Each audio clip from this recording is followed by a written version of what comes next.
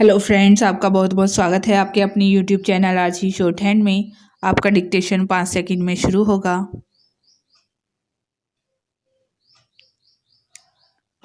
Ready, start.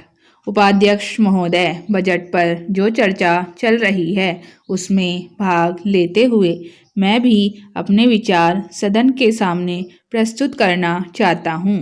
इस पर विचार करते समय दो स्थितियों को हमें दृष्टि में रखना होगा। एक दृष्टि यह है कि किस स्थिति से हमारा देश गुजर रहा है, उसमें हमें क्या करना है, और दूसरी दृष्टि यह है कि भविष्य में देश को किस दिशा में जाना चाहते हैं। जब तक इन दोनों दृष्टिकोणों को सामने रखते हुए इस बजट को नहीं जांचेंगे, तब तक हम यह निर्णय नहीं कर पाएंगे कि यह जो बजट हमारे सामने रखा गया है वह देश की दृष्टि से उचित बजट है या नहीं। जब मैं इस समय की स्थिति को देखता हूँ तो मेरे सामने देश की संकटकालीन स्थिति आ जाती है।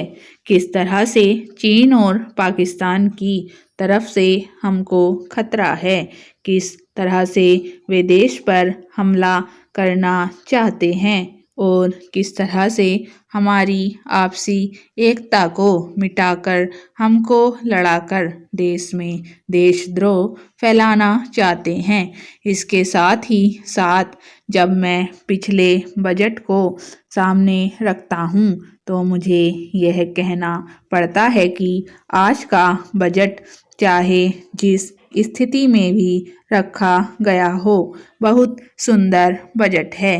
एक ईमानदार कोशिश हमारे वित्त मंत्री महोदय ने इस बजट को तैयार करते समय की है, लेकिन एक राजनीतिज्ञ की दृष्टि से जब मैं देश के भविष्य की ओर देखता हूँ तो मुझे यह कहने में कोई संकोच नहीं होता है कि कोई विशेष समाधान इस बजट से नहीं निकलता। मैं जिस पार्टी से संबंध रखता हूँ उसका जो उद्देश्य है उसको सामने रखते हुए मैं यह कह सकता हूँ कि जो हमारे सामने आदर्श हैं वे सब आज ही पूरे नहीं हो सकते। हमारे वित्त मंत्री या हमारी सरकार आज ही सब कुछ नहीं कर सकती या स्वर्ग लाकर हमारे सामने खड़ा नहीं कर सकती, लेकिन फिर भी यह मैं अवश्य देखना चाहता हूँ कि हमारा देश आगे बढ़ रहा है या नहीं। जिस दिशा में हम आगे नहीं बढ़ रहे हैं उसे देखकर मुझे निराशा अवश्य होती है। जो प्रस्ताव कांग्रेस अधिवेशन में पास हुआ उसके मूलभूत विचार मैं आपके सामने रखना चाहता हूँ। वहाँ हमने यह निश्चय किया कि वर्तमान पंचवर्षीय योजना खत्म होने तक देश की जनता की ज़रूरत की चीज़ें पूरी कर दी जाएंगी। उपाध्यक्ष महोदय, उसमें हमने साफ साफ कहा था कि जो गरीब वर्ग हैं, जिसकी गरीबी के बारे में सभी जानते हैं, उसको देश की आमदनी का जो औसत है वह अवश्य ही मिल जाएगा और इस दिशा में हमारा प्रयत्न जारी रहे। हमारा जो बजट है उसको तब तक अपनी आर्थिक व्यवस्था या अपने विचारों के अनुसार नहीं आंकेंगे तब तक उस ध्येय की पूर्ति नहीं हो सकती। यदि इस दृष्टि से अपने बजट को देखते हैं तो हम इसे न अधिक और न कम नंबर दे सकते हैं। मेरी प्रार्थना यह है कि सरकारी या सरकार जिन संस्थाओं को सहयोग देती है उन्हें आदेश दिया जाए कि वे देश की उन्नति का विचार करें, परंतु खाने की पुष्टि देकर नहीं। यह कार्य शीघ्र से शीघ्र होना चाहिए। इसका कारण यह है कि उच्च श्रेणी आम जनता का आदर्श होती है और जो कुछ उच्च श्रेणी के लोग करते हैं उसकी नकल कनिष्ठ श्रेणी के लोग करते हैं। इसलिए यह काम पहले उच्च श्रेणी पर हो जाए तो आम जनता पर उसका प्रभाव अवश्य गहरा पड़ेगा। सप्ताह में 2 बार भोजन छोड़ने का जो मेरा सुझाव है, इससे न केवल अनाज वरन ईंधन, तेल, कोयला आदि सबकी बचत होगी।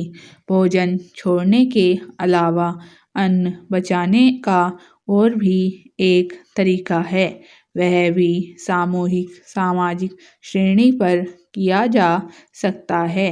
जानते हैं कि इस देश में 10% अन्न कौन खराब करता है? कीड़े, पंछी, बंदर और बोरियां।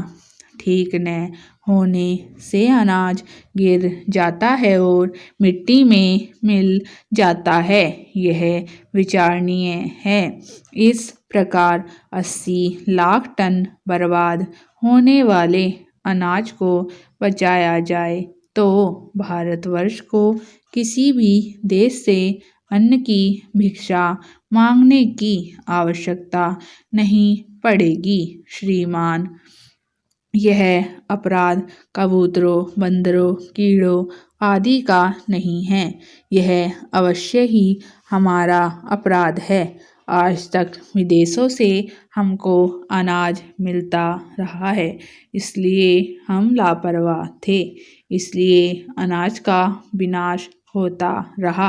परंतु अकाल पड़ेगा जैसा कि इस वर्ष पड़ा है, तभी हम जागे तो यह ठीक नहीं है। हमें अन्न के नाश को रोकने की सतत कोशिश करनी चाहिए। उसकी बचत करना हमारा परम कर्तव्य है। यह काम हर किसान, बच्चा और युवक कर सकता है और उन्हें करना चाहिए। अन्न बचाने की समस्या केवल कानून के जरिए हल नहीं होगी, यह बात भी सामाजिक चेतना पर निर्भर है। स्टॉप।